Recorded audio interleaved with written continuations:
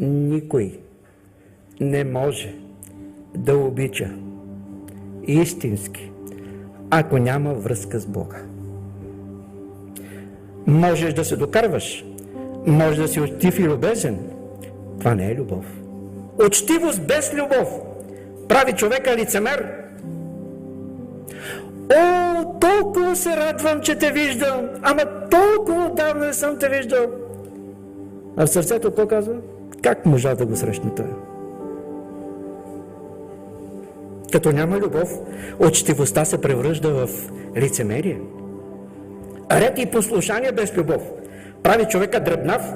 Честност без любов прави човека надменен. Живот без любов правят човека жесток и го обричат на смърт.